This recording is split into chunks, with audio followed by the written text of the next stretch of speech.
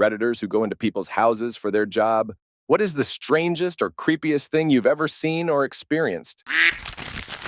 I used to volunteer for a wildlife rescue and did a pickup at a very elderly woman's house where she had found a baby bird. When I got there, she carefully uncovered it from the towel she'd placed it in, and it was just a chestnut. Story 2. I'm a pool guy. I go into people's backyards to clean their pools. One week, it was a 4-day week due to a holiday, so I'm not going on the scheduled days. I'm cramming 5 days of work into a 4-day week. It's a hot summer day, and I walk into the backyard of this house, get through both gates, and I'm met with an odd sight. These two kids, maybe 17 years old, are absolutely naked, cuddled on a poolside recliner. I look at them. They look at me. I immediately turn around and they run inside. I see the owners all the time, but I've never seen these kids before. Next week I go. The wife was outside and we started chit-chatting. I ask her if she's had any visitors recently. She says no. I let her know that I saw some kids in her backyard, and she cut me off. She says, "Yeah, surprised you haven't met them. Let me introduce you." They were brother and sister. They canceled service within 2 months. Story 3. A couple of years ago, I worked for a cleaning company. One of my first days on the job, I was cleaning a woman's house and entered a room on the second floor that, I kid you not, was full of only clocks and mirrors. I've never been so aware of my own mortality. Story 4. Dead body might not really be surprising here, but I still can't eat certain foods after experiencing it, and certain smells make me sick too. I was working for a condo building, letting air conditioning guys look at units within condos. I was just a key holder. One of the last units of the day was a condo. Knocked on the door, no answer. Opened the door, immediate waft of foul smell. Just some rotten eggs, maybe? Enter the unit, see some moldy bread on the counter, sweaty-looking cake, condensation, on the stove. "It's pretty damn rank in here," I say to the guys. I look into the bedroom and see an older black woman with kind of a bad blonde dye job, hunched over in bed, in a bit of a yoga pose, sat up in bed, but head at feet, legs crossed. I'm immediately embarrassed. "Sorry, ma'am, I didn't know you were home," I said. "No movement?" I take a step closer. "Ma'am? She's damn past, dude," one of the air conditioning guys says as he hurries out of the unit. His only evidence is the smell and my tone of voice when I said, "Ma'am." I step a little closer. The woman's skin is bruised and has moldy patches on it. This is not a yoga pose. This is a settling into the bed pose. Some facts I later learned from the police. She's a young Caucasian blonde woman. That is not an older black woman. Last diary entry 10 days prior, pill bottles and last will and testament on the bedside table. Food I can't eat. Wonton soup, first thing I tried to eat 8 hours later. Smell I can't handle. Dirty fridge, moldy items left by careless coworker. I also no longer fantasize about how cool the zombie apocalypse would be. Funny side note, the 911 operator spent a full 2 minutes trying to get the security guard to touch the body to make sure she was not actually still alive. Also, I got the Employee of the Month award and a $100 gift certificate, though it was admittedly a slow month. Story 5. Back when I was a door-to-door salesman, I had a bunch of odd experiences, ranging from the mildly odd to the terrifying. One dude decided to give me a tour of the giant backyard shed he used for fermenting wine. It was actually pretty interesting. He explained a lot about how he did it and what it was like running a home winery. Didn't buy anything from me, though. 2. One dud did buy stuff from me, waited until I stepped out to print him his receipt, and was waiting for me wearing nothing but a very short bathrobe. That just so happened to fall open as he was receiving his receipt. He then asked if I'd like to stay for coffee. I did not stay for coffee. 3. One dude invited me in, waited until I'd walked into his front room, then locked the door and blocked the doorway. He then just started screaming at me. He was screaming about how, "You're right out of school, right? And you think you know damn everything and you don't know crap. You're just a naive damn idiot and you think you know the world." This went on for 5 minutes. He never physically touched me, but he screamed at me the entire time and it was damn terrifying. Eventually, he let me leave, just leave, and I bolted out of there like a bat. I still wonder what that guy's deal was. Story 6. Finally, one for me. I'm in insurance restoration. We deal with houses that have caught on fire, or any insurance problem, really. Long story short, a woman's house catches on fire. Woman has a deep freezer in the garage with the body of every cat she has ever owned since the 80s. Guess who stumbled upon it after the power had been out for a week? Story 7. A few years ago, I was volunteering with the city council, helping people clean their houses after the neighborhood I lived in had been flooded. One house belonged to a Chinese couple who ran the local convenience store. They had asked our crew to help remove water-damaged carpet from the ground floor rooms of their house so it could be thrown away. As we were removing this carpet, we realized that it ran in one piece under a closed door and into a locked room. So we asked the lady of the house if she wanted us to cut it off at the door and leave whatever was in the locked room behind, or if she wanted to open the room and have us remove the carpet in there also. She responded, "I'll check with my husband what to do." That's his special room. This led to some nervously puzzled looks from our crew. What does a middle-aged Chinese man who owns a convenience store keep in his special room? Eventually, the wife came back with a set of keys and told us that we could remove the carpet in the room, and she unlocked the door. We all crowded around as the door opened to reveal a room with carpet up the walls, a mirror ball on the ceiling, a stage at one end with a PA standard sound system, a projector, and in the corner just about the fanciest karaoke machine I'd ever seen. Special room indeed. Story 8. I used to install Dish Network for a living. I was installing for an elderly lady who complained that her sister's TV always showed the same thing hers did. I had a 2 TV installation order, so I figured that would be okay. I finished the installation and was demonstrating the system when she looked at the full-length mirror and complained that her sister's TV was still showing the same thing. Noped out of there as quick as I could and left notes on the account in case she called in. Story 9. When I was young, we used to clean up after fires. The soot goes everywhere, so everything has to be cleaned. Insurance covers it. Even sex toys, Polaroid nudes, and etc. We would have to go through their drawers and clean everything, and I always warned them. This was in the late 80s, so there was no internet then. But at that time, Polaroid nudes were popular.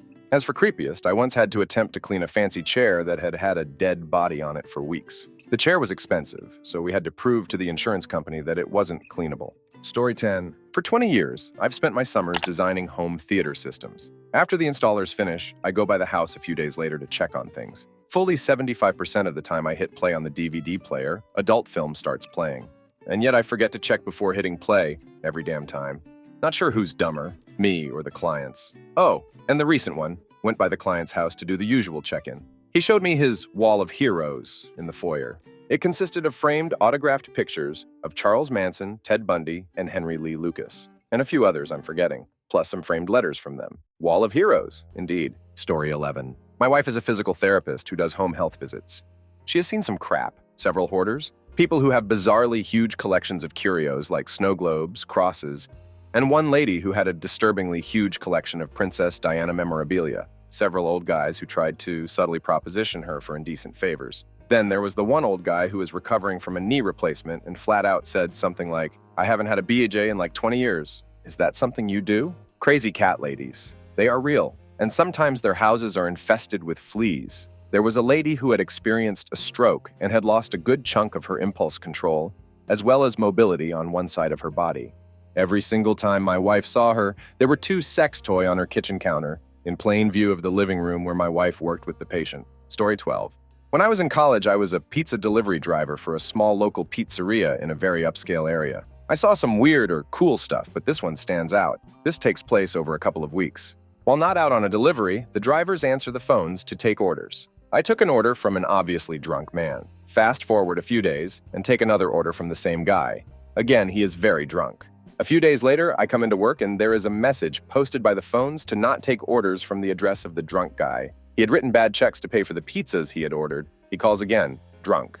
I tell him we cannot take his order because of the bad checks. He begs me. It sounds like he's crying. I say it's okay if he pays cash. He says he will. Another driver gets sent with the pizza and instructions to only accept cash. About 20 minutes later, the driver calls to say that the guy doesn't have any cash. The guy wants the driver to bring him to an ATM.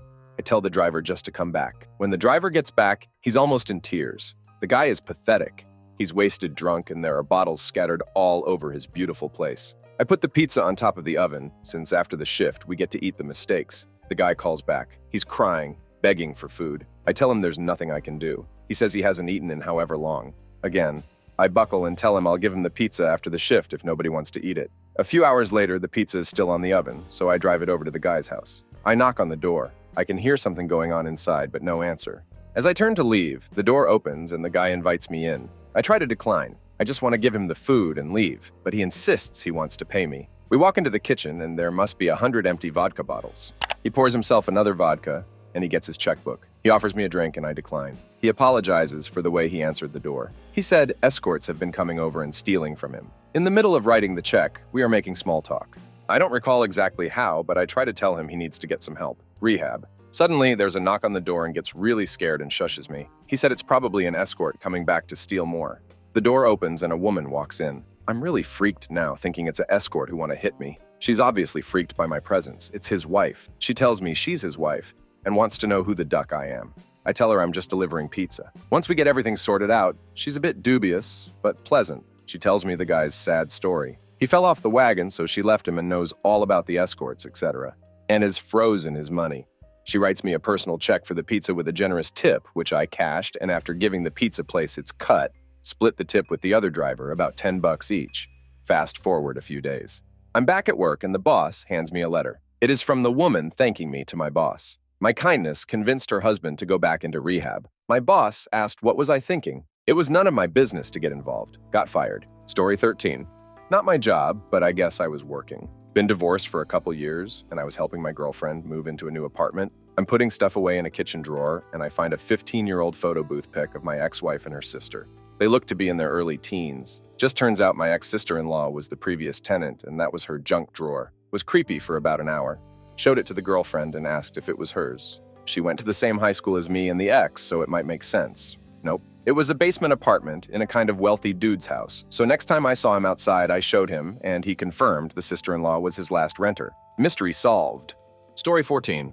I used to do pest control. While baiting a house for roaches, I made my way to their bathroom. And on top of the toilet tank, there was a decorative bowl. Nothing out of the ordinary, right? Well, the bowl wasn't full of extra top or washcloths. It was full of white cheddar Cheeto Puffs.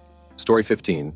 Boiler repairs. 0.4 sons in the house, playing Xbox, all mentally ill, rooms 2 foot deep in takeaway trays. A duck and a rat loose in the other room. The mother was just in her underwear.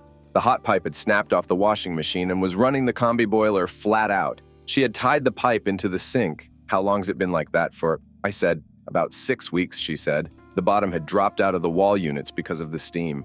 The carpet in the duck. Rat room was sodden with piss and crap. I went into the lads' rooms. They never flinched or acknowledged me. One was holding the controller, but the TV was off. Story 16. I'm a firefighter, so it's pretty normal to find a dead body, but one will always stay with me. There was this middle-aged guy who lived in his van out in a parking lot, somewhat out of town.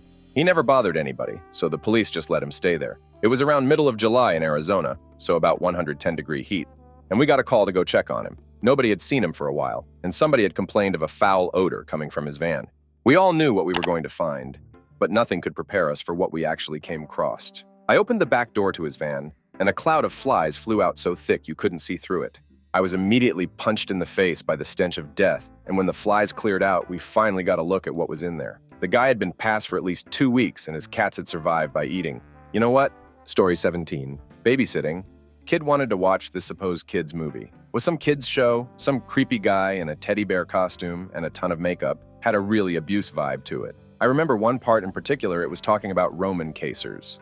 Because why not? And of course this creepy old guy was the Caesar and all these little girls were around him like his damn harem or something. There may or may not have been some light spanking involved. I just couldn't stop thinking about what must have been going on behind the scenes. Worse than any horror movie. Horror. Story 18.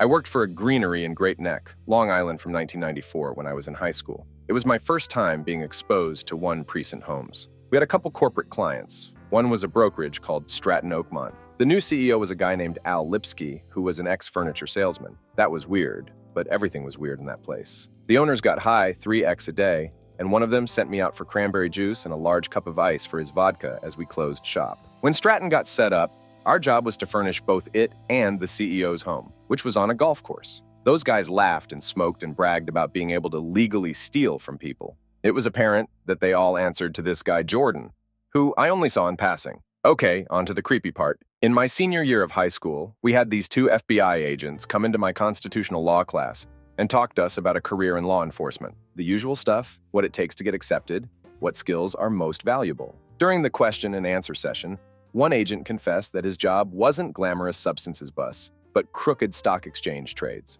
I raised my hand and asked if he meant guys like Stratton Oakmont. His face froze and he coughed out a yes. I said, oh yeah, I know all those guys. Not a humble teen sigh. After class the next day, my teacher kept me behind and said those guys wanted to talk to me. Now it was my turn to freeze. I said, no way. I was still 17, a minor, and I wasn't talking to anyone. 20 years later, they made that movie, The Wolf of Wall Street. I spent a lot of time in the home of the Jonah Hill character.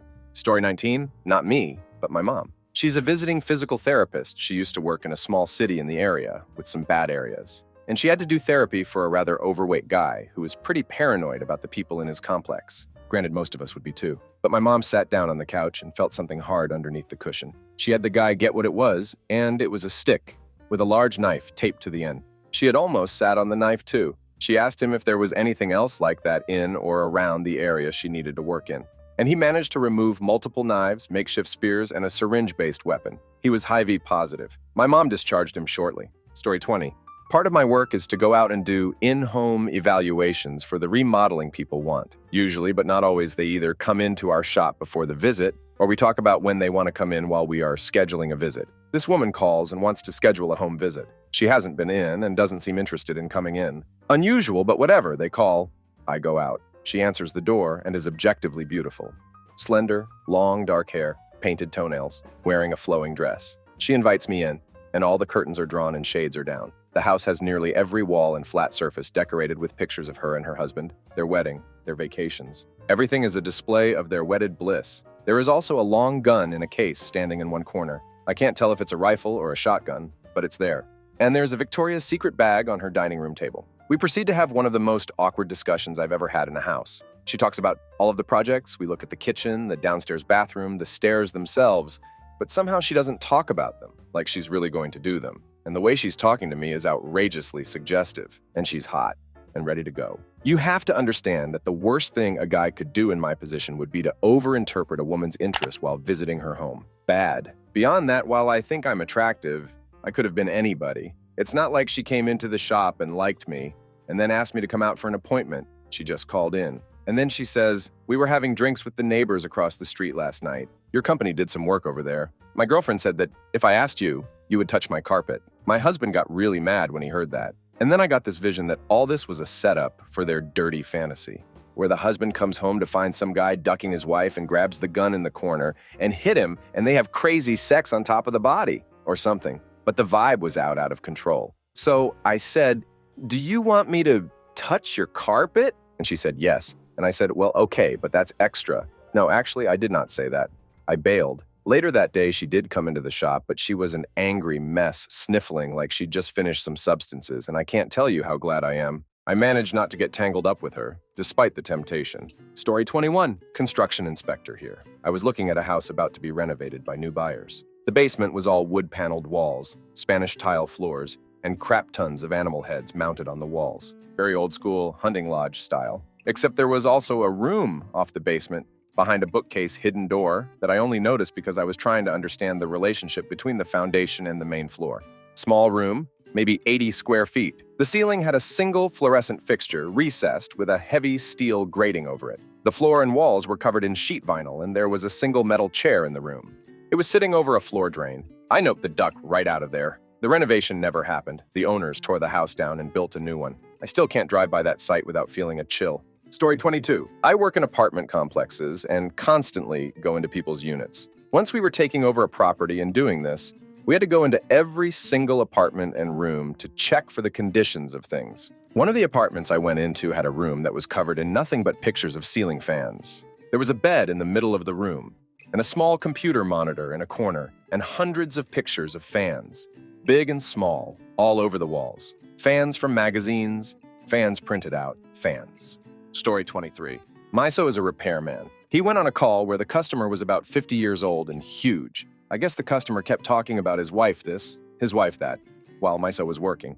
The guy walks away and comes back and starts talking in a high-pitched voice about his husband. Apparently he had suffered from a TBI and now sometimes thought he was a man with a wife and a woman with a husband. Miso said he felt so creeped out, like the guy was going to lock him in a basement or something. Story 24. First, the short one, the crap art. A college rental apartment was scheduled for carpet cleaning by a management company. Someone had taken crap on the carpet and very carefully painted and carved absolutely perfect ruins on the wall, like you would see on an episode of Supernatural, but not a copy I could recognize. It was all dry, but the smell was like death. This was not, "I am mad at my management company, so duck them." This looked like days and days of highly skilled art, mostly in crap, and the long one. I showed up at a lady's house to clean carpets with a truck. As I was pulling hoses into the house, I hear some considerable banging coming from upstairs every once in a while. As I start to spray, I hear some yelling quickly, followed by even more banging, and this time it starts to actually shake the house a little. What the heck? So the little lady quickly yells for me from the kitchen, and really agitated like asks if she can walk on the carpet. I agree. She jogs past, and rather annoyed, mutters, "I hope we can finish this." The moment she gets upstairs, everything goes dead silent. I stop spraying for a minute and wonder what I have gotten myself into, but then start up again. I hear the background of a TV get much louder. As I'm working past the stairs, she opens a door at the very top of the stairs and slips through the edge quickly and slams it behind her. She's red-faced and a little out of breath, but tells me, "I'm sorry, he's not used to people and can be a real git sometimes. I keep him locked up there when people come over and I tied him down just until you're done cleaning. He's my baby, but can be a real pest sometimes. I promise you will get a good tip for wasting your time." Alarm bells start going off in my head and a pit forms in my stomach. What do I do? Special needs kids can be trouble, but is she abusing him? I have never called the police on a customer. Do I need to do that now? The house is very nice, and this is a high repeat customer. If I call the police and am wrong, I will lose my job and have trouble finding the same work elsewhere. Why me? So I commit myself to finish the job, but try to think up some harmless questions later to see if she is going past restraint. Let me tell you right now, a carpet cleaner is not prepared for this, and no simple questions come to my racing mind. Occasionally, I hear more yelling upstairs and keep telling myself it's the TV, so it comes time to run the wand over the carpet and extract it. I walk out to the truck and cycle it up to start the vacuum. As soon as the roar builds up, I can hear some banging again from outside and more yelling, but it quickly goes quiet. Damn. Back inside, I finish 3 rooms and move to the other side of the house. The hallway at the bottom of the stairs goes around a corner and into another bedroom underneath the upstairs. I start at the far corner of this bedroom and catch a piece of plastic in my wand. It starts to make a loud, high-pitched shrieking sound. I hear 3 quick, massive house-shaking bangs from upstairs. Then I hear the upstairs door give way and splinter. This is not a child. I am trapped in a bedroom with the only way out into the hall. Frantically, I try to grab my rake and wand and stain removal kit all at once to run tripping over everything. 2 huge bangs as something comes down the stairs in 2 leaps. What the heck? I drop everything and start to run for the door of the bedroom. As I turn the corner, a massive form and huge gray face stops me. Cthulhu is going to eat me! It's a Great Dane. A dog so big, its nose lines up with my chin at 6 feet tall. It sits and cocks it head to the side, staring at me. The customer runs down the hall, frantically yelling at me not to hurt him. He bends his neck further, shoves me a little, and scratches his head on my body. The dog is a big baby. The yelling was her turning up the TV long ago when daytime soap operas dominated TV and involved lots of arguing. She turned up the upstairs TV to entertain. Cover the dog. In hindsight, it was obvious, but in the moment I was dumb. Story 25. I used to be a mover. One day a few years ago, I was moving an older lady, probably in her late 60s. I went into the master bedroom with my coworker, and when we lifted the mattress and box spring, there was a handmade clay bowl with little handmade clay people, having sex in various positions around the rim, snapped a pic before she walked in and got out of there with the mattress. When I came back, the bowl was gone, and the lady apologized for what we had seen, very red-faced.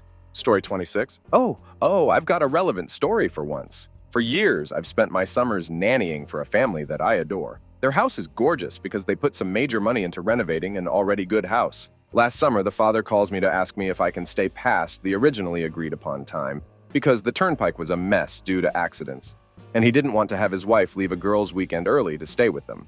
It's happened before, and I told him that it was fine. The boys and I head out to enjoy the pool and the sunshine after dinner. It's now coming up on 8 p.m. The father isn't going to be home until 11 p.m., and suddenly the gate to the backyard is opening. I'm out of the pool with a lacrosse stick in hand before whoever was opening it came all the way in. It turns out to be 2 men somewhere in age 35 and an old dog.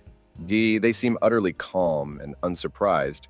Well, I think I'm about to wind up on a Dateline special. I ask them what they're doing here and promptly have 2 kiddos calling me out for swearing in the background and start insisting they need to leave. Didn't Tony tell you we were coming? The less dusty of the 2 men asks me. Tony is the father's name, but that doesn't explain who these people are or why they're in the backyard. No, he did not. I'd like for you to leave right now, I protest. At this point, I can't tell if I'm shivering from getting out of the pool or shaking with fear, but I've managed to get to the lounge chair where my cell phone is. He wants that kitchen stair put in pronto and told us to get the measurements done today. The man with the dog says, "Why don't we call him and he can tell you?" At this point, they haven't come further into the backyard, nor have they made any threatening moves, so I decide to take a risk. I tell them that I've got Tony's number and that I'll call him. I get through to him. And before I can get beyond the stair part of this story, he's swearing up a storm. But he does settle down enough to tell me that the men are legitimately contractors he's hired. Eventually, they get their measurements and get gone. Tony is home a little earlier, speeding for a good cause, and gives me both an apology and a solid tip to make up for the part of the evening where I had a pretty bad scare. Story 27.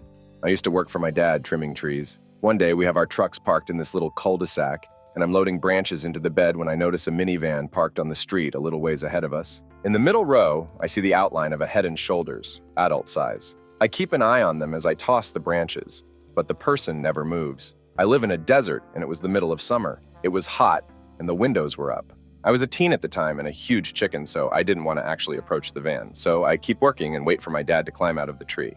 The truck was loaded by the time he got down, and I point out the van and ask him to check it out. He stood back with me and did the same cautious, distant peering that I'd been doing for the last 20 minutes without getting anywhere near the car. Finally, he turns and says, "Let's take this load out, and if they're still there when we get back, we'll check on them." Apparently chicken is genetic. So about half hour later, we're driving back to the job, and we have to go in at such a way that we would have to drive past the van, flip a U-turn, and then park behind it. As we approach, I can still see the silhouette, and it still hadn't moved. I started to get more and more nervous as we approach. Then I looked in the window, and staring back at me was the peeling face of a zombie. These crazy duckers hauled a Halloween prop around with them to cheat the Hovlane.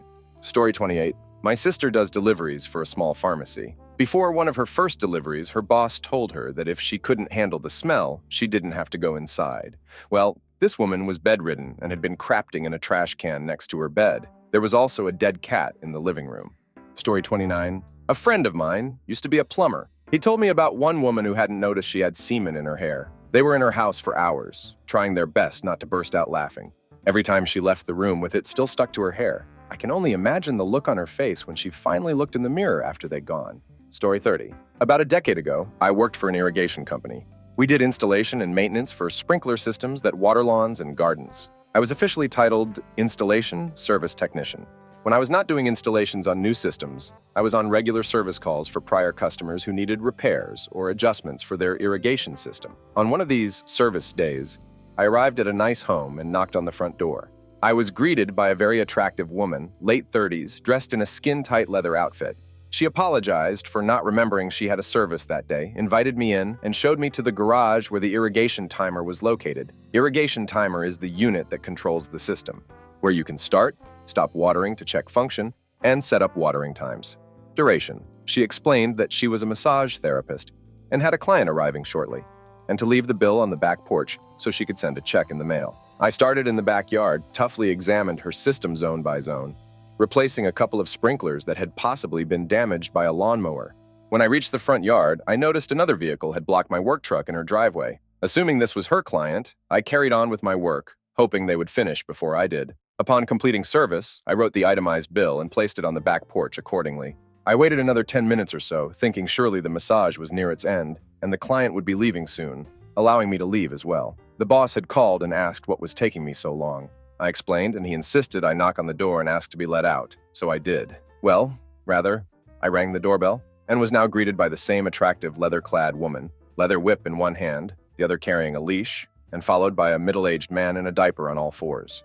The following is how the story ends. Her, "Yes, how may I help you? I thought I had instructed to leave the bill in the back porch," while waving the whip. Me, yes ma'am, I did. However, I seem to be blocked in and need to head to another service call. Her, turning to the man dog, "Are you stupid? Did you really block in this poor young man with your car?" Strikes him with the whip on his bare skin, already red from prior lashing. "Where are your keys? Let this young man move your car, you useless pile of garbage. He is hardworking and viral. Unlike you, how could you hold him up like this?" Man dog, "I'm sorry, mistress." He turns to me, "I'm very sorry, sir." Looking back at her, "Mistress, my keys are on your dining table." She gives him 3 more hard strikes with the whip. "Go get them." He does, still on all fours, and returns her. "Come now, lick my shoes clean while he moves your car, worthless scum." She hands me the keys.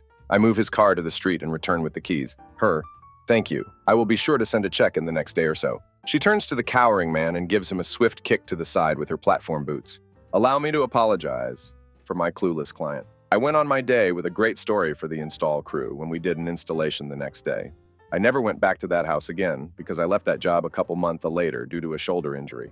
Funny thing, in my search for a less laborsome career, I met the man dog again. He was the man I interviewed with at a corporate office of a large national marketing firm. He must have remembered me as well, as I did not get the job. To this day, I do not want to know where that foot-long black sex toy that sat on the dining table fit into their massage therapy session. Story 31. I used to help my grandma clean houses. It was mainly old folks who kept everything clean themselves, but would pay my grandma and I to touch up, dust things they couldn't, do the more strenuous cleaning such as floors and bathrooms, etc. But there was one house that was a living nightmare. Her name was Jean. Jean was a power hoarder. She put those people on that hoarding show to shame. She had 50 years of junk piled high. But she had one room I refused, fused, to go into, her goddamn toy room. This woman had a large room towards the back of her house, filled with toys through the decades. Those clapping monkeys, the porcelain dolls, rocking horses, damn life-size rag dolls, damn all of it. But these toys were in a poor circulated room with large windows the sun would shine through from late noon until sundown. These toys were damn nightmare fuel. Covered in dust, sun-faded.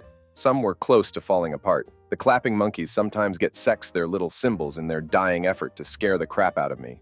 The damned rag dolls with their little yarn hair and eyes were the worst. I walked into that room once. As soon as I seen the monstrosities in there, I noped the duck out of there. I only cleaned Jean's house twice after that. She was one weird lady. Story 32.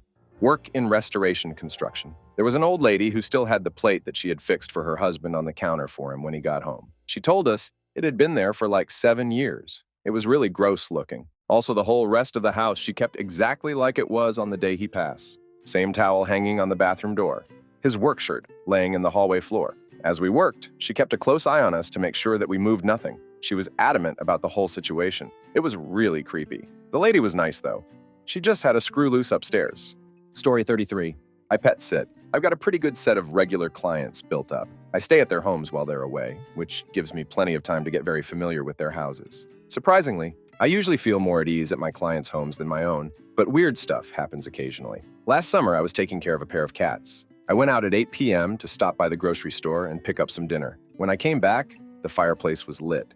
I was terrified because either someone entered the house and lit the fireplace, or it's malfunctioning and somehow managed to light itself. I went back to my car and called my client to ask if that was a known issue.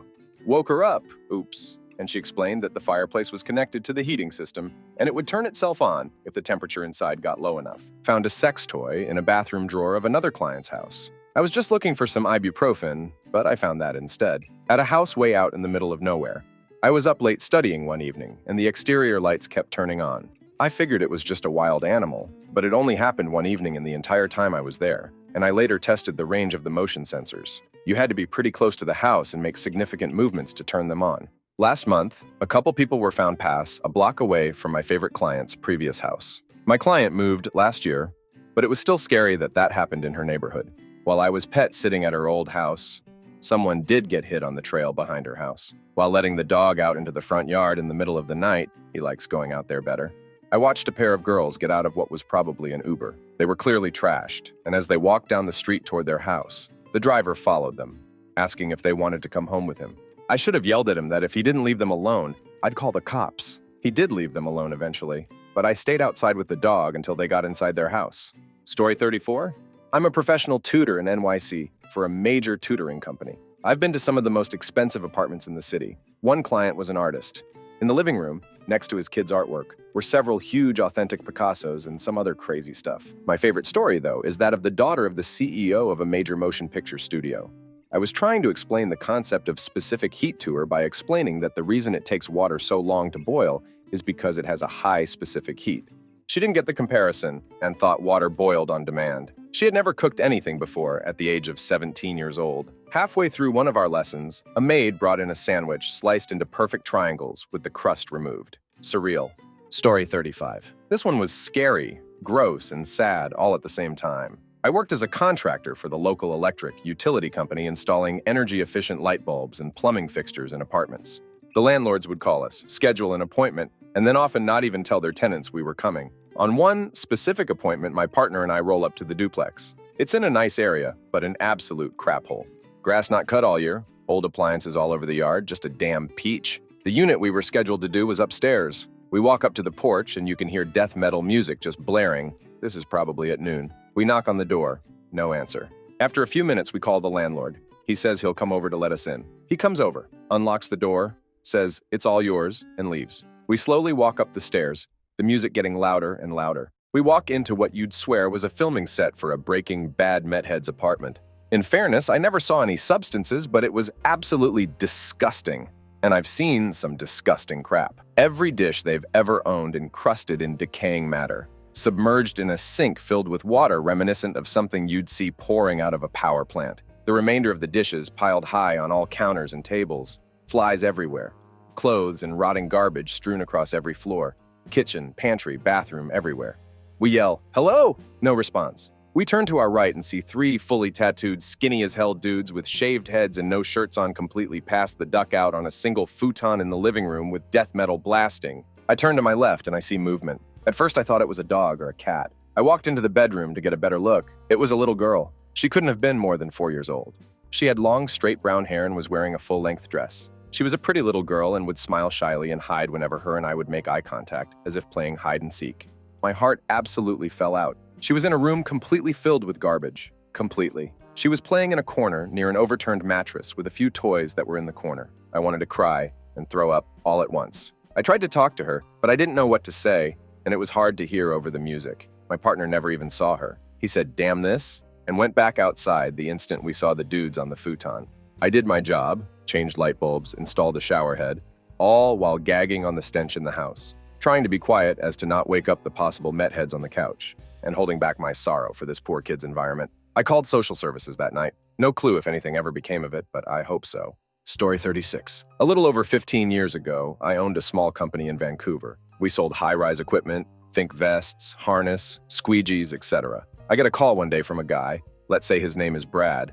He asks me if we do referrals for window washing. Of course we do. He asks if I can give him a quote. Of course we do.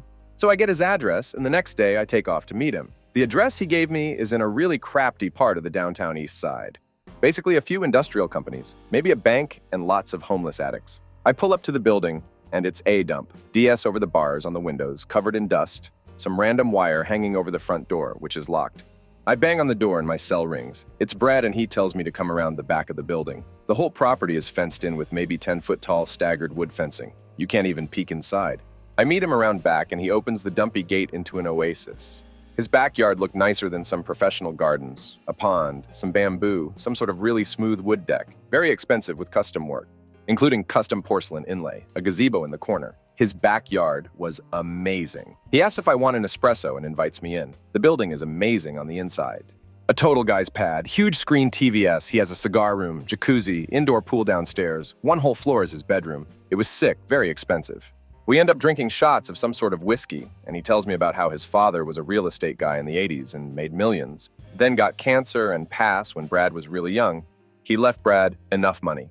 And Brad has never worked in his life, never got married, was apparently scammed out of lots of money and lives off the money left and several investments, including the entire industrial building, which he converted into a massive personal home located in the worst area in Vancouver. Brad finally gets around to asking me how much it would be to have the building cleaned. I gave a quote of around $800, and later he agrees to it. I compliment him on his home and take off. Fast forward a month, I get another call from Brad. Can I find someone to do some contract work for his house? Massive industrial building he lives in? Of course I can, I tell him. He wants me to come over to give him a quote. This time, we get even more loaded. He shows me the games room he has. I think we watch some hockey. I finally give him a quote, and after several hours doing nothing but shooting the crap, I leave. A few weeks later, he calls me for some other little reasons. Long story short. He keeps calling for a period of 6 months or so before he flew to London for some conference he was interested in. It turns out this guy had very little friends. His family has disowned him for not giving them some of the money. He had had a string of girlfriends that just used him for money. So he was just lonely and ended up paying me thousands in referrals for work that he said he wanted. But really, just seemed he needed someone to hang out with. Lonely millionaire paid me for random crap, so he could have someone hang out with him. Lived in the nicest, strangest warehouse I've ever seen. Story 37. This old man had a lot, and I mean a lot of nude photos hanging on his walls. Wouldn't be so bad if the photos were nice, but most were of himself and his family. The man had extremely bad teeth, was incredibly fat, and just didn't look good. I had to clean his house, so I saw the whole house. There were pictures everywhere. Since it was already awkward enough, I never said anything. Had to go there a few times, but he kept bringing it up every time I saw him. He would mostly talk about how completely normal it was to be naked and how I shouldn't be ashamed of my own body. Also, his daughter didn't want to see him anymore because of all the nudeness, but apparently he cared more about being naked than about his daughter. Weird guy. Story 38. Imp here. Damn yes for relevance. I have had a number of strange damn calls, from substances houses with loaded guns to gorgeous mansions with angry little demon dogs. But one in particular always stands out. This actually happened during my ride-outs for EMT school. I was working with a fire department and we get a call to a trailer park, mobile estate. 10 times these places are crap holes.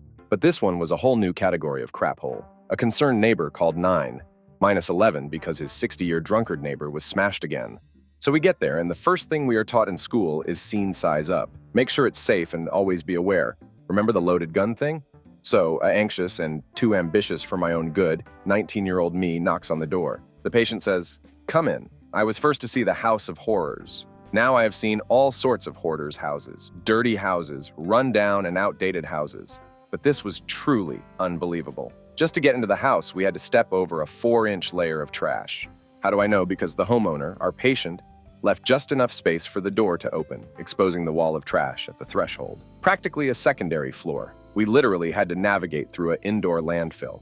Where there was supposed to be a sink was a pile of dishes, paper plates, TV dinner trays, and rotting food. There were no corners to the interior of this house because this man hoarded everything he could. One corner had a stack of electronics, 20 VCRs, DVD players, Walkmans, stereos, ham and CB radios. Another area had 8 or 9 tube TVS.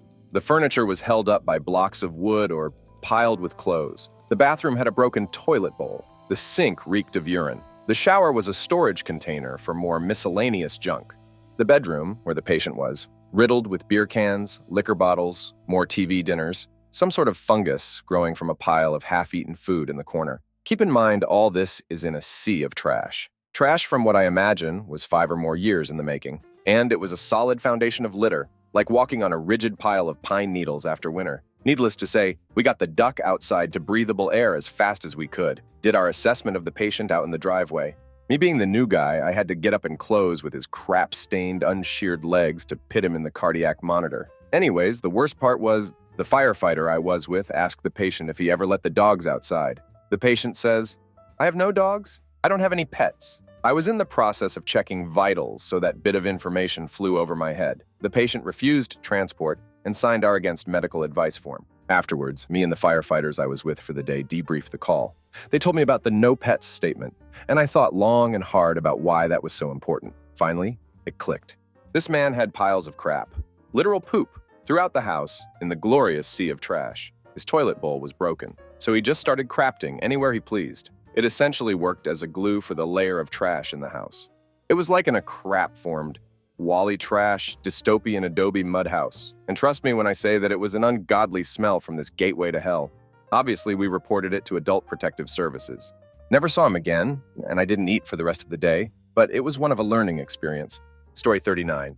Poop. I do hardwood flooring, and to hook up our big machine, I have to get to the breaker box, typically in the basement. When I tell these people, they just say, "Do what you do. Do you need me to show you where it is?" And I tell them I'm good at sniffing them out. I walk down the stairs and realize I'm standing in dog crap. Years worth of it.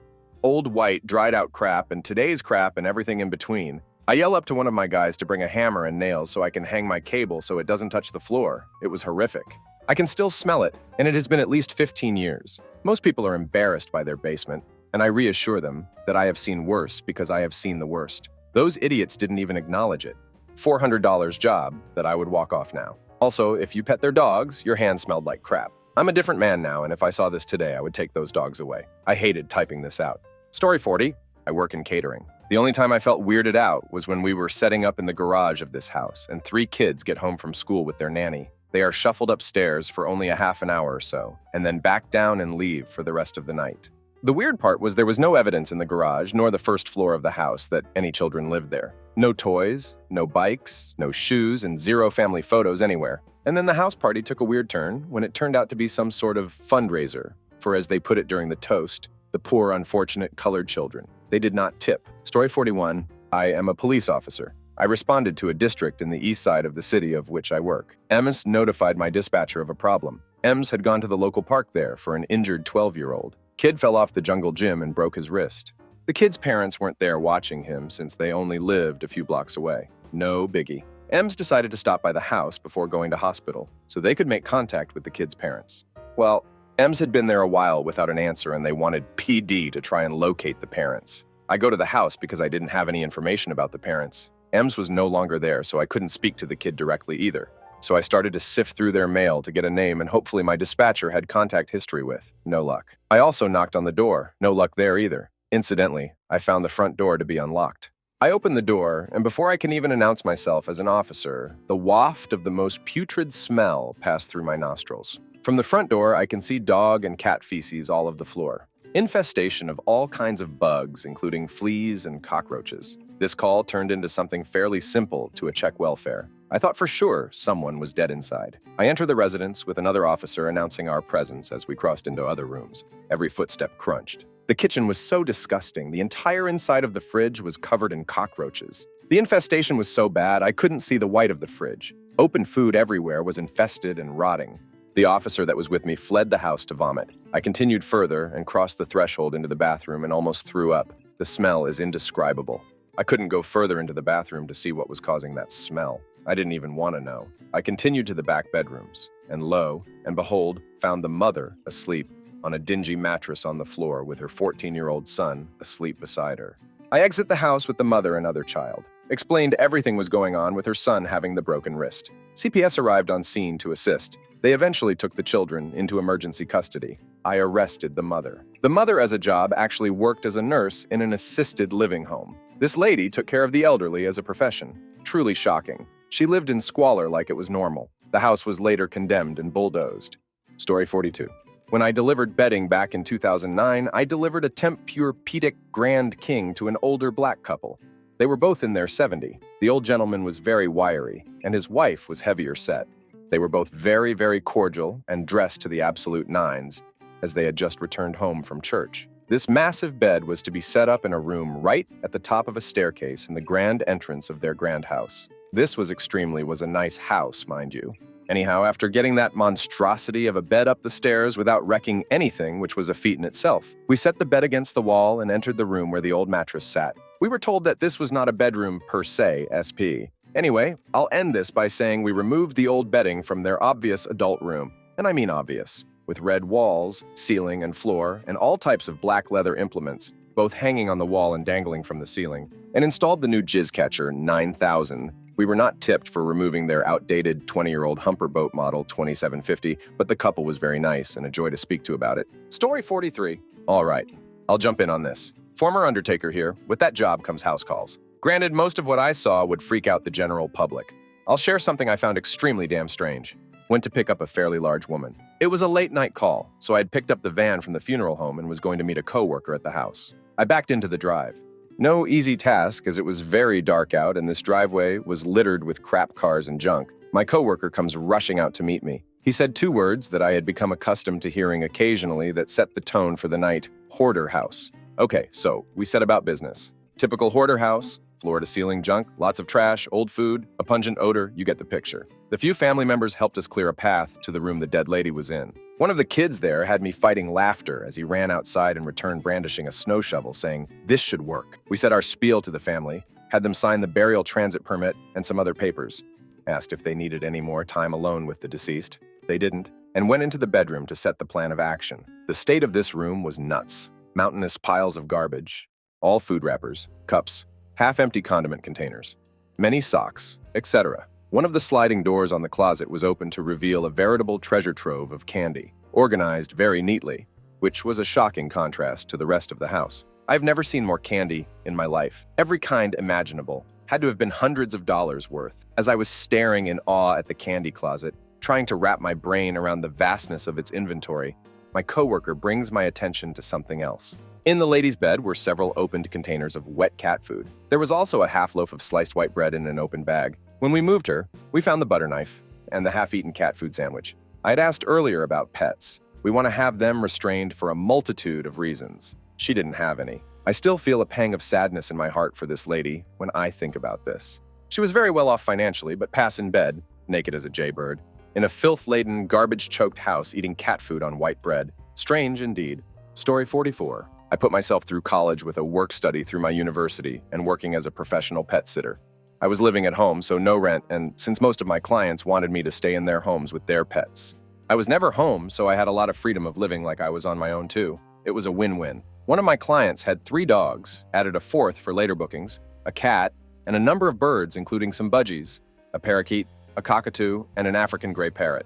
About 3 a.m. on my second night into this reservation, I hear a man's voice saying, "Good morning, sweetheart." It wakes me. I'm terrified. I lay in bed and the voice just keeps saying it, but with long pauses in between. I work the courage to get out of bed, no man in the hall. I creep around the house, a house I've only spent a short amount of time in. No man. I start to think maybe I was in a half-dream state as I'm not immune to nightmares. I head back upstairs and midway up, I hear it again. It's coming from the room all the birds are in. I peek into the room and it's the African gray. Everything else she mimics is a very feminine voice, so I had no idea that was a possibility. Her owner got a kick out of it when I relayed the story. Another time, I was pet-sitting a dog and cat for an owner of a car dealership. They left one of their vehicles in the garage but left me their opener so I could park on the other side. I sleep in on the weekend and was going to get some brunch. I open the garage and as I get in my car, I realize my car is the only one in there, but the garage door is closed. Like what? I start to panic. I try to call the owners. No answer. I'm confused. I shoot them a text because I know they're at a competition for one of their kids and maybe that's why they aren't answering. I'm debating about whether I should call the cops as I try to figure out how this could happen on my watch. When I'm informed that some guys from the dealership came by and got the car out of the garage so it wasn't stolen. Relief. And their dog was a terrible watchdog because I obviously had no idea this happened. Story 45. I work as a security guard in a condo. One week, I received a call from a lady saying her husband needed help up from his chair. I contacted one of the superintendents and went to the unit to wait. When I got inside, a gentleman in his 80s was laying on the floor with blood pooling around his head. He had a motorized chair that would take him upstairs to his bedroom and had fallen from the top of the stairs. Immediately, I told the woman to call 911, but she just wanted me to help him to his bed. I had to block her from pulling him up while calling for an ambulance. Police and ambulance arrived a few minutes later. The man ended up passed a few days later. The lady was gone for a week, but returned and came to my office to thank me for coming to her unit to assist her husband. I expressed my condolences, and she said, "I accept that you're not to blame, but it's okay now." It turned my stomach. I felt so awful over it. I know there is no way I can be to blame, but hearing it was kind of sad. The next week, I get a call from her kids saying they haven't been able to get a hold of her for a few days. I contacted the super and went to the unit. The entire unit was dark except for her bedroom, which was illuminated by her bedside lamp. We go in, and she's laying on the bed with a pair of knives beside her, assorted prescription substances, and a bottle of wine. The prescription substances did the job as she appeared to have been pass a few days. Under the lamp was a dyed note, and a portion read, "Galleon did his best to save Papa, and I'll never forget it." Story 46. This is a collection of our business. Most of these, my brother saw personally. A guy had pictures of Gillian Anderson from X-Files framed in almost every inch of his house. An old guy asked us to come over to his house to sort his TV out. He was in a bathrobe with his junk hanging out. Afterwards, co-workers hung large sausages on the front of the employee's van that had to go. People's appliances that are meant to be white are utterly black. Witnessed this myself, unfortunately. Whole house was covered in swarms of flies in the middle of winter. Dog looked like it wanted to kill itself. Washing machine and fridge were utterly black. They were only delivered a few months before we had to replace them. I nearly threw up several times from the smell. Cooler one. Brother went to a guy's house who had a lot of land. He collected old World War II vehicles and had a tank or two in his back garden. Showed my bro around. Two of our guys went to deliver a washing machine. The family they delivered to had a 20-year-old daughter who had a mental disability, and instead of moving her to another room, they left her in the room with our guys. She went absolutely nuts and started trying to loss their ears off and beat them. One of the guys had to practically bear hug her and move her to another room. Parents just utterly failed to do anything. Old woman's washing machine being replaced, and the entire machine smelt like crap. Turns out, she was throwing her soiled clothing into the machine with the business still inside. The outlet pipes literally sprayed crap up the wall when they unplumbed it. I could write pages going off their collective 60-ish years of trade. Story 47. Community mental health nurse. Visited an elderly lady in London one evening. She lived in an attic, loft apartment. It was winter and starting to get dark outside. I spent about a half hour with her talking. She was a bit manic, so was just talking at me for ages, really. After a while, I asked her if she was going to cook some dinner for herself. She said that her friend was going to do it. I asked when her friend was coming over. She said that he's already here and looks over my shoulder. I turn around and there's black man standing up in the dark corner of the room behind me, just standing there staring at me. I didn't see or hear him for the whole half hour I was there. He was obviously clearly a patient of our service too, and didn't look too well at that moment. Nope, the duck out of there. Story 48, cable guy here. Old lady with the dead cat behind her chair. She suffered from dementia and forgot she had one. They were using the basement as the dog's toilet during the winter. An inch or two of piss and crap covered the basement floor from end to end. Old dude suffering from a cancer tells me his wife died suddenly of cancer, and he wants to stop his treatment so he can go be with her again. Hooking up internet for a bunch of first-year college girls. One asks me if they can get free TV. I say no. She says, "How about now?" and lifts her top up, showing me a very beautiful set of breasts. The answer was still no, but thank you. Dude answers the door wearing a clean diaper and nothing else. Okay, fine. I start setting up his phone, internet, and TV. He disappears into his bedroom, gone the whole time. I have to shout loudly, letting him know I'm done, and I have to explain a few things to him. So he comes out, still wearing just the diaper, but it's no longer clean. He's shat himself, and it's running down his legs. The smell. One place made my trainee throw up as soon as the front door opened. I've been doing it for 10 years. I love my job, and I love the stories I get out of it. Story 49. I used to work for the local housing department, and we were inspecting a house that a care home provided for their foreign staff to live in. It had been rumored to be very unsafe and overcrowded, and we were preparing to make sure the living conditions were improved for the tenants. It was nothing out of the ordinary, definitely not up to scratch, but not horrendous either. Until we entered the final room. It was a large bedroom that belonged to a man in his 60s, but was also shared with his daughter in her 30s and a granddaughter who was about 10 years old. Plastered all over the walls of this bedroom were very graphic adult photographs and Polaroids, much of which seemed to be very bondage-heavy, some quite violent, but this crap was everywhere. There were sex toys littered around. I can totally understand doing your thing in the privacy of your own bedroom, but his daughter and granddaughter were living in this room. It just felt wrong. Story 50 was on delivery for Lowe's. Customer came into the store and ordered a new refrigerator and asked for it to be delivered and installed. Pull up to the house. Delivery driver knocks on the door. Customer comes to the door. They chit-chat for a moment, then he steps in. I'm unbracing the frig and moving it towards the gate, and I hear him start vomiting on the side of the house. I get down from the truck, walk over to him and ask him if he's okay, and he says, "Don't go in that house, it's awful." Customer is just standing there like what just happened was no big deal. I look in the house from a distance, and you can smell the cat urine, 3 inches of dust on all the furniture in the front room, and 4 birds in cages in the front room also. I call the store and talk to the assistant store manager, and he says, "Call the police. Neither of you go into the house." Call the police, and they show up with the health inspector. The police asks the family to step out of the house, which, surprisingly, they did. Health inspector, wearing a hazmat uniform, walks in and is in the house around 10 minutes, come out, takes mask off, and tells the family, "Your house is condemned." Now, the delivery driver walks up to the husband and says, "Do you want us to drop the frig somewhere or you want a refund?" Drop the frig on the driveway. So that's what we did. Got back to the store and emailed pictures of what I could of the house and the police officers and health inspectors' information. Story 51. I used to go to mentally ill people's houses to check on them. I was always surprised I didn't see a lung on the floor the way one of them coughed. But the creepiest thing I saw was nicotine goo running down the aluminum parts of the windows and sliding glass door from all the smoking they did. Story 52. I used to install residential replacement windows. My boss and I have to walk in out of almost every room that has a window. We go into this ranch-style home. I noticed a small bed and pillow on the floor in a closet. Kind of looked like a dog's bed. Then throughout the day, I noticed they don't have a dog, they don't have a TV, they don't have any electronics, no kids' toys. But what they do have is an adopted Middle Eastern girl. That was where she slept. Mind you, they have a little girl, 5 years old maybe, with her own room, and a little boy, 7 years old maybe, with his own room, both with gate latches on the outside of the door. She slept in a damn closet. I mentioned it to my boss. Said he's run into this kind of thing before. I called the police, anonymously. IDK, what happened? I didn't work for that guy much longer. Story 53. First day as a field tech for a cable company. My first real customer looked like Marilyn Manson, and an evil wizard had a baby. Black, long, wavy hair, long fingernails, one glass eye, wearing a long robe. He claims he just came back from a decade-long war for our souls. Inside his house smelled like death, but the worst part was the crow in the corner. I still think about that crow and how it just stared deep into my soul. So I go to try to fix the TV, and he states that his issue is that certain shrooms makes his TV say his name. He offered me the shrooms so I can verify. I said no thanks and left. The crow gawked as I was leaving. Story 54. I used to deliver appliances for Lowe's. The worst house I was in, this lady had upwards of 20 cats. She was way too old to be taking care of them, and if I had to guess, she never once changed their litter. Because of this, they just pissed and crap in front of the door to the outside. All of this piss eventually rotted the floorboards beneath the linoleum flooring. As soon as I stepped through the doorway, I fell through the floor entirely and landed in the basement.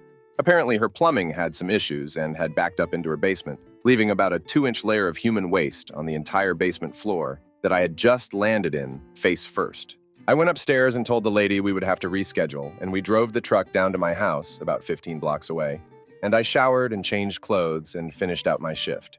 The next day, we had to go back there and try again. This time, her son had come by and put a fresh piece of OSPI over the hole. We got into the kitchen and pulled her old fridge away from the wall just to find not one, but 2 dead cats behind the old refrigerator. The guy I was with had to outside and dry heave for a while, and I had to finish most of the delivery alone. The worst part of this whole thing is that her son was 100% capable of helping her, but he just let it be that way. Damn that guy. Story 55?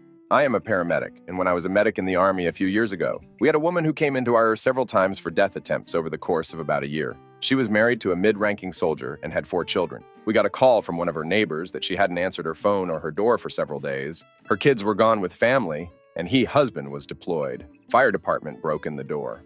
The house was spotless. She was in the upstairs bathtub, naked but with no water in the tub, like she didn't want to leave a mess. Overdose on sleeping pills. She left behind no note or explanation to her family. Me being the smallest person on the team, I had to get in the bathtub and get her unstuck since she had been there a while. Once I had her on her side and no longer fused to the ceramic. She was bagged and lifted out by myself and the other members of our team. I had to take my uniform off and biobag it when we got back to the hospital, take a shower, and get into scrubs. I then had to take my uniform to clothing issues so they would give me a new one. Second worst day on the job? The very worst day is too terrible to talk about. Story 56? I'm a home health nurse and also take all the psychiatric patients that need home care, because a lot of times people aren't comfortable with doing basic care with mental health patients. I have a laundry list of ducked up things I've seen. Most recently, it was probably this cat lady who had an abdominal laparotomy and had to have her wound vac taken off, and the order was to pack her abdomen full of iodoform. So this lady's open from right below the belly button to just up below her ribs, and she's a big lady. So we have a gaping open wound. I think it was about 6 centimeters deep. So anyways, I go over to start services on her in this strange apartment, and the lady tells me she has 14 cats. They were literally crawling on everything. So fast forward, I'm taking off the old dressing while she's kicked back in her recliner, and after I get it all out, one of her cats, who I've been desperately shooing away, jumps up and tries to dive right in. I had nightmares for like a week about going back to unpack her wound and change the dressing, and finding a cat in there. Another strange thing I've encountered is the ghost cat crap, which is when I find piles of cat crap in my patients' apartments, houses, and when I ask them about it, they look at me like I'm crazy and say, I've never had a cat. I could write a book. Story 57.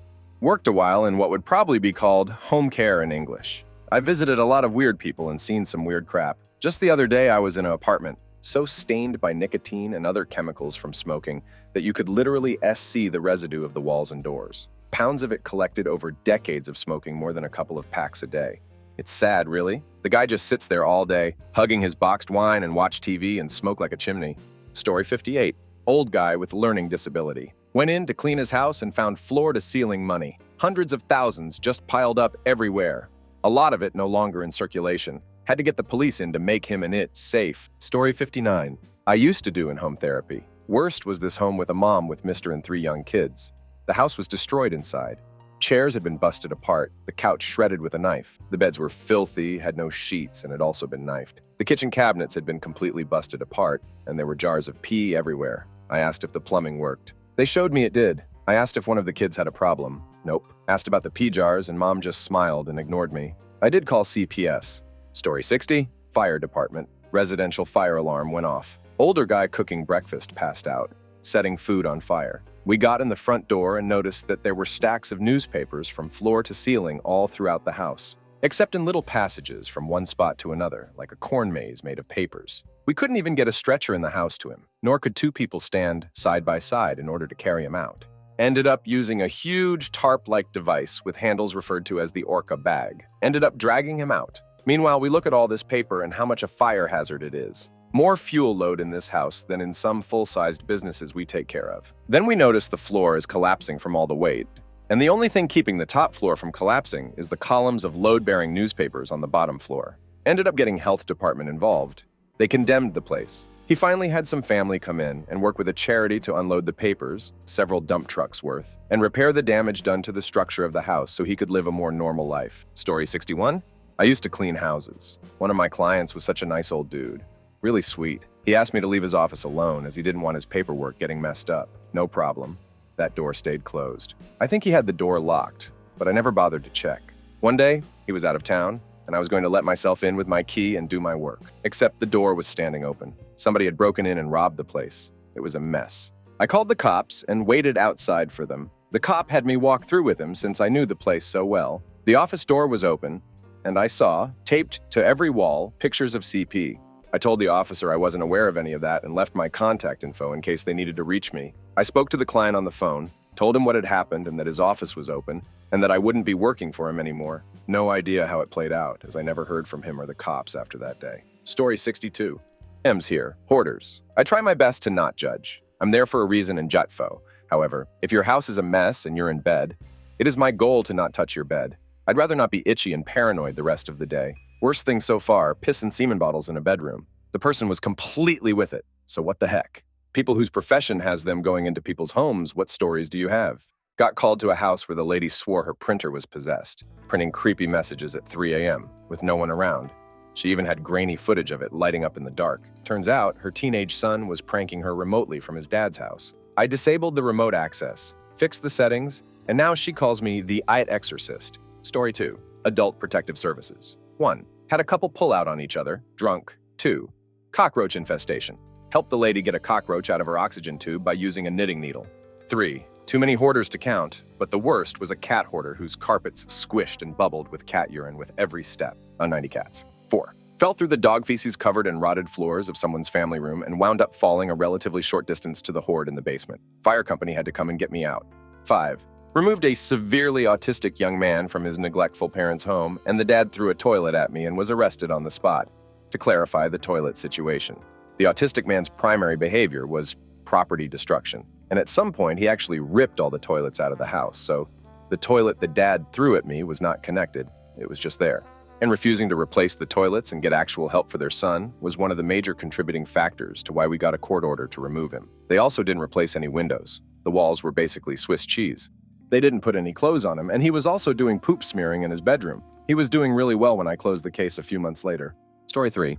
Used to deliver appliances. First day, first house, upscale neighborhood. The woman opened the door, and it was a wall of odor. Cat pee, poop, cigarette smoke, and whatever else.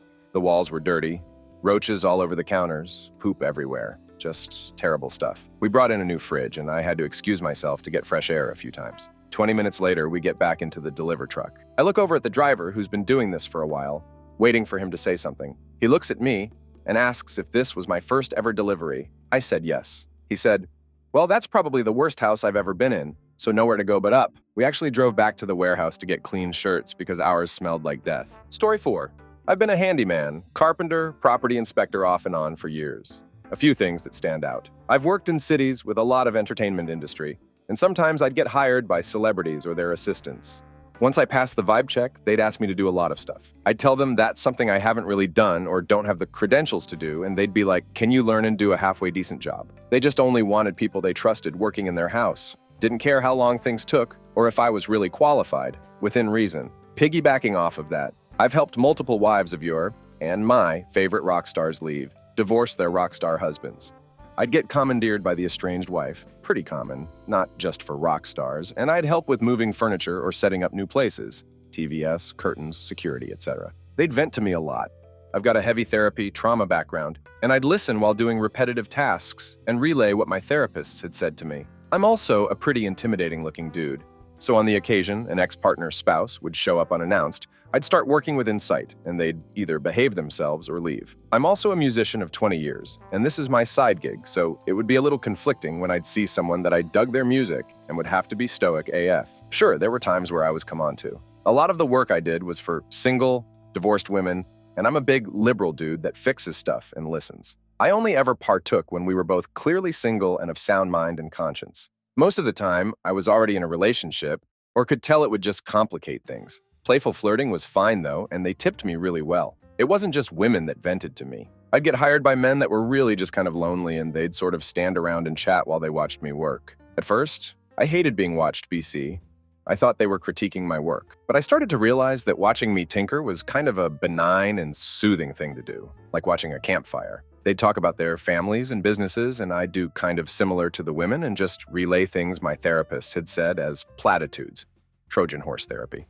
I'd be like, you can fix this pretty easily yourself in like 5 minutes. I'll walk you through it. But then they couldn't tell their wives, families, they were going to assist the handyman. They'd tip me really well too. I'd have to go check out properties for banks. Hated that job. And part of that job was to either enter or gain entry, break into homes, note the state, damage, and make sure they were unoccupied. I ran into squatters a few times who got really aggressive but only had to brandish a pistol once. Most of the time, I'd just tell them I wasn't kicking them out, but I did have to fill out a report. I'd say, I can wait about 3 days to turn this in. After that, it could take anywhere from 1 to 6 weeks for them to get sheriff out here to serve an eviction notice. Then another 30 days or so for them to forcefully follow through. Can you make another plan by then? One time, I was in the middle of Oklahoma and had to go gain entry to what turned out to be a chicken farm. The locks had all been changed, so I had to jimmy open a window and crawl through. As soon as I got inside, I got hit by a foul odor. I looked around and there were bags of groceries on the counter that had just been left full of produce, meat, etc. There were open sacks of corn just kind of strewn throughout the house, and a metric crap ton of mice. I checked the upstairs and it looked like there had been upwards to 20 people living in the house. Mattresses on the floor, clothes, old food containers. Then I went downstairs to clear the other bedrooms. I walked into the primary bedroom and it was stacked floor to ceiling with the most prescription substances I've ever seen in my life. I read a couple boxes and deduced that I just walked up on someone's giant substances stash. NGL. I did a little head math on the street value, then just decided it was better for me to GFO of there and leave it be. Never got any closure on that one.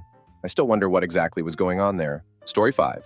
I used to do cable installs, and once this guy had a full-on jungle in his living room, like vines, heat lamps, and a parrot that wouldn't stop screaming, "Leave." Whole time I was setting up Wi-Fi like it was just a normal Tuesday. Story 6.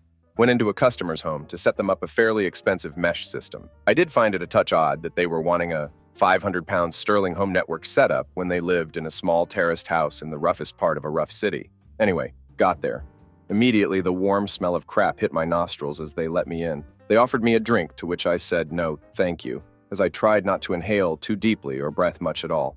Animal droppings were all over the scuffed and faded Minton tiles on the floor of the hallway. And as I stepped round these, wondering should I just turn and leave, the living room was bizarre, humid and noisy with machines putting steam into the air.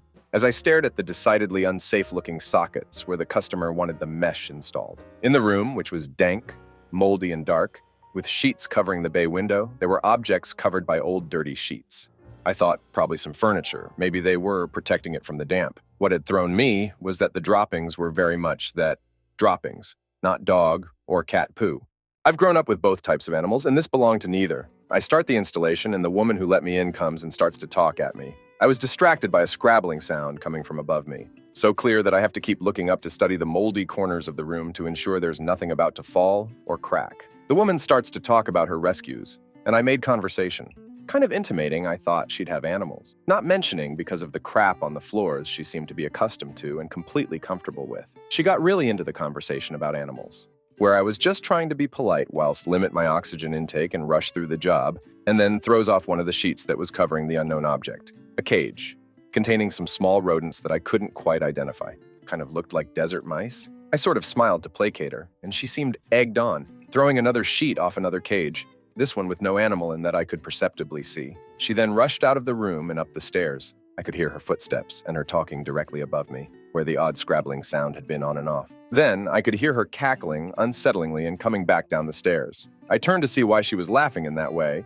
and into the room shot a blur of black and white, flying around the cages, jumping from object to object, shooting across furniture. It shot up the curtains and onto the pole, and it was the first time I could see what it was. A massive capuchin monkey, way bigger than any of their species I'd seen at the zoo. It has howling, screeching, chattering, and baring its teeth, almost hissing, and it did not seem happy. More a mixture of aggressive and distressed. That was when I thought, nope, damn this, and walked past the cackling, emaciated weirdo and out the front door to my van. Back at the office, when I got back, they said they'd received a call from the customer asking whether I was coming back and was I finishing the job.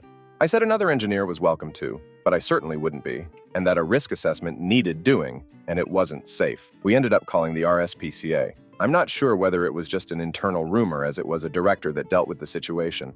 But the chatter in the office in later days was that over 20 different types of exotic, illegal animals had been found in that cramped, damp, squalid, crap-covered house. Still to this day, I can vividly remember the smell and the awful warmth of it. Story 7.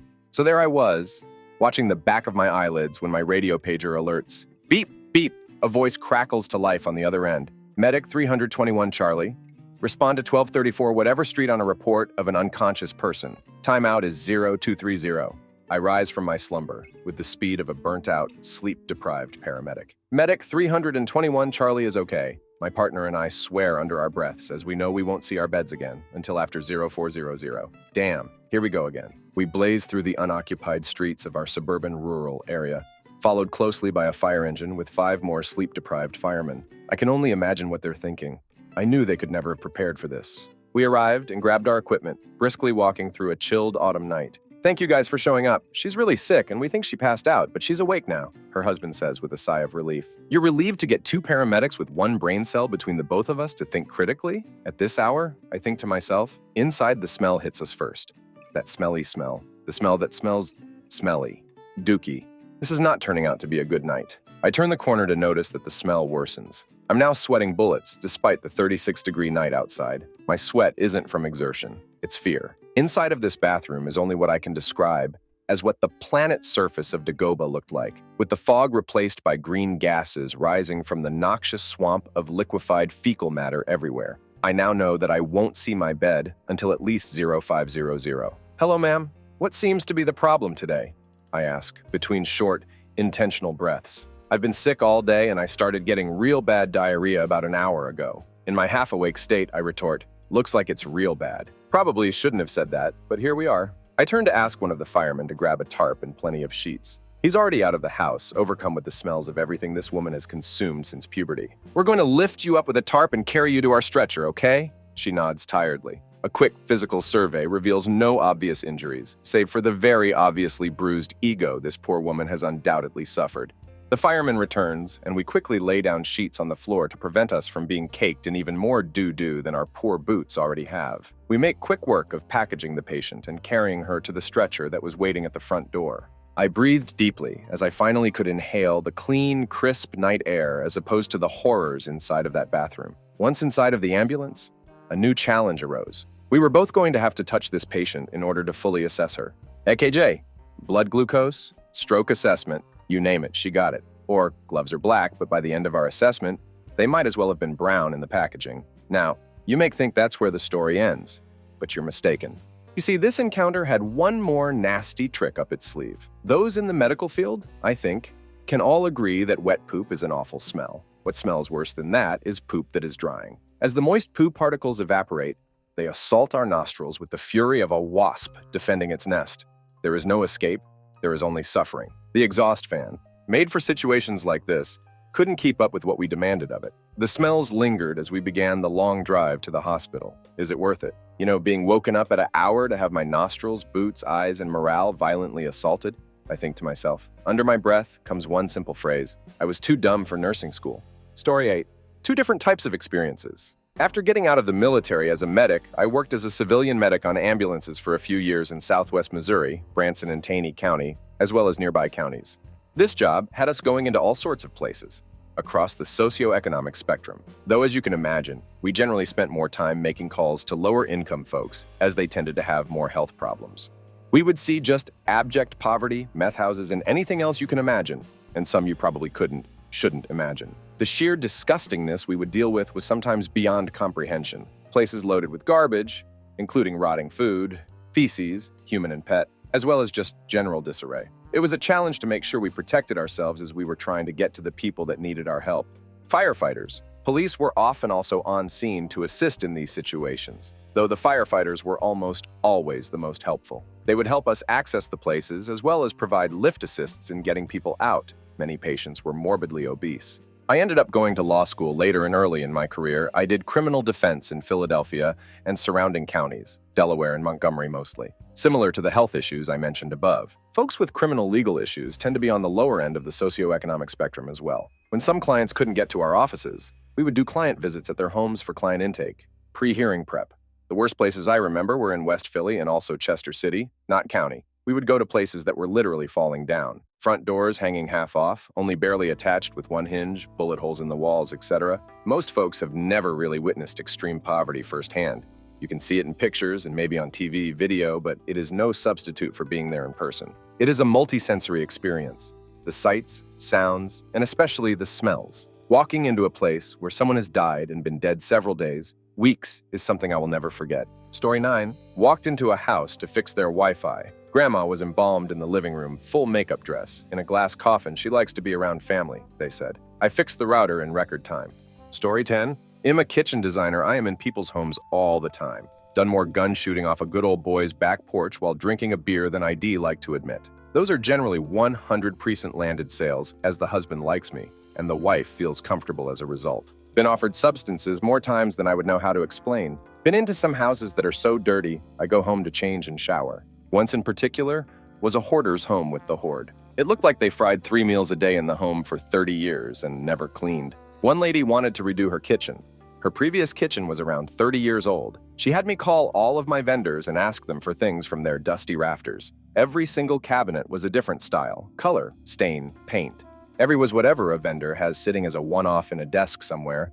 Every piece of granite was whatever scraps the stone yards had. As the kitchen designer, I was able to talk her into letting me pattern and gradient and select from the available cabinets to make a nice cohesion. Same with the hardware and countertops. It was a super fun job, but her entire house was like that. Story 11. Used to work as a sewer and drain cleaner. My dad owns the business, so I did this for many years, throughout college, etc. Was planning on taking over business, but after years, decided it wasn't for me. Good money, though, anyways. 1. Got a call in a sketchy area of downtown. Walking in, a woman high out in skimpy clothes was walking out and said, "Hey, sugar, want to play?" I didn't even know what to say, so kept walking. Walked in, and there were walls made of bed sheets all over separating beds and mattresses. It was a makeshift escort house. The madam was a 500-pound woman in her 40s. Unclogged the sewer and shocker. Got paid in cash. 2. Walked into a house in suburbia. There were cages all over the house. In the cages were mountain lions, bobcats, a tiger, all kinds of wild animals. Look in the backyard, there were really high fences. See what looked like wolves stalking around. I say, what kind of dogs are those? Those are wolves. Noped out of that house. 3. Multiple extreme hoarders' houses. The worst 2. One had so much stuff inside they made paths throughout the house through the junk. It was like walking around a really ducked-up maze. The second had stuff all over the place as well, but went down to the basement and found, I counted, 4 dead cats in random places. Looked like they had been dead for quite a while. 4. Went into a small 1-bedroom apartment to unclog the bathroom sink. There was a young mom, I'm assuming single. I got the sink unclogged. She asked me to look under the kitchen sink because she thought it was leaking. So I get down there and it's dry as a bone. Nothing wrong at all. I come out and her gigantic boobs are out right in my face. Was in serious relationship, got the hell out of Dodge. 5. Walked into a house of an African-American family. My dad and I speak a Romanian language on jobs not many people know, and he said a word pretty loudly that was completely innocent. We finish job and I go upstairs to tell the folks we unclogged their sewer. The son of the owner flips out on me and says we were calling them racist names, etc. I tried to explain we were speaking a different language, but he would not listen. He left the room and came back with a baseball bat. His dad was holding him back. Dad and I noped out immediately. 6. Had a regular job near college campus. Sorority house. Every single month, the sewer would get clogged with dozens and dozens of tampons. This went on for years. Every month, the landlord made the sorority pay since it was obviously not roots or anything. Instead of just throwing them in the garbage, they just kept flushing them. So weird. I could go on forever. Story 12. I was setting up Wi-Fi for some super wealthy guy. In his home office, he had a life-size nude photo of his wife, full frontal. Also had security cameras in every room in the house, including his teenage daughter. Also had automatic security shutters on every door and window. Story 13. Home health nurse here. 1. Most people are not clean. It's very rare that I go into a clean home and realize my bar for that is quite low after doing this for long enough. I've stepped in dog poop in a home. Had to step on puppy pads, soaked in pet urine, in order to give cares. I live in an extremely hot climate. The number of people who don't have AC or can't afford to turn it on is insane. Very sad living conditions and harsh working conditions. 2. I've had patients get flirty with me, considering the types of cares I do, catheters, wound care, ostomy, etc. It's really unfortunate and uncomfortable. 3. Mental illness is a part of this one. The patient needed wound care to multiple areas. Her dogs were little things and constantly licking her. Patient isn't super mobile and dog started licking a wound further away from the one I was addressing. Patient didn't care and in fact thought it was cute, very disturbing. I tried to educate and prevent the dog from doing so. She kept saying "we" when talking to me. I realized she meant herself and her dogs. 4. Roach infestation. Crawling all over the patient, everywhere in the main living area. 5. Bonus, I guess. I recently had a patient who had mental status changes due to her alcoholism, making small talk with her while doing cares. She couldn't recall how many kids she has or if she had grandchildren.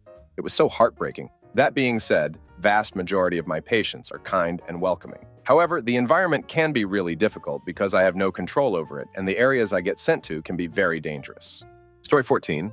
This was all during my years as an internet technician. Before every home visit, we always had to call at least 30 minutes before we arrive, and I would always arrive 30 minutes after my call, even if I was outside the customer's house before the 30-minute was up, so they had the time to do whatever they needed so they were comfortable.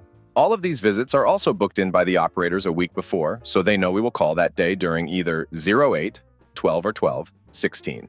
Now with that out of the way. I've walked into apartments of hoarders where roaches and rodents were scurrying around massive amounts of garbage where there was only a little path to walk from the front door to the different rooms. I've walked into an apartment where when I rang the doorbell, I heard a scream, "It's open, come in."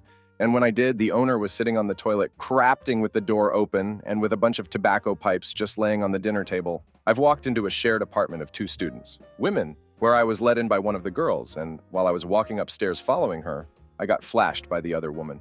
I guess the one that let me in didn't say anything to the other that I was coming, even though I call 30 minutes before arriving. I've walked into another apartment where a magic wand was laid out exactly where I was going to work. I've walked into multi-pool homes that smelled and looked like someone had been smoking nonstop for at least 30 years straight. Yellowing walls, cabinets were dripping yellow, disgusting smell. I've walked into apartments where the whole apartment smelled like stale beer that's been out too long. You know how spilled beer smells like after a day or two? The whole apartment had that, but a lot more of it.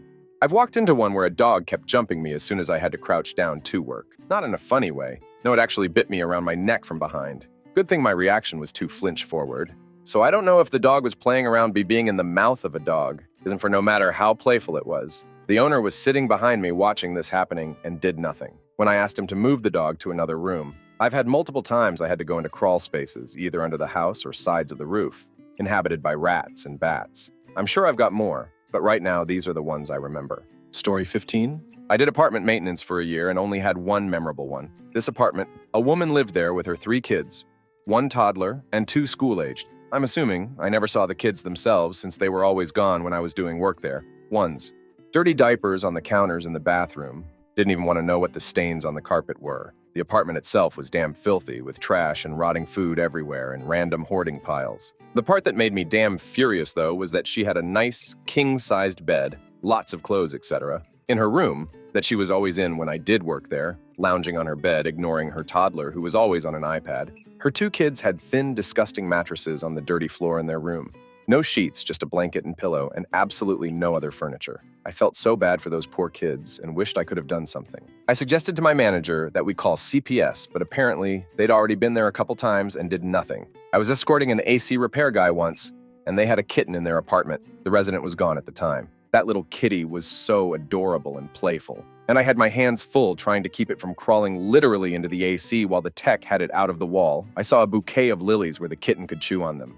So I put them on top of the fridge and left a note letting them know they're poisonous to cats. Went back in later to fix something else. The resident thanked me and we started talking about her very recent divorce. I don't know, I get told the weirdest things right off the bat often. I shared how I had fairly recently left my husband and how, while it was incredibly difficult at the time, I was so much happier and had less stress. And once they got over the initial difficulties, my kids were doing better too. She ended up crying and thanking me for giving her hope. Story 16.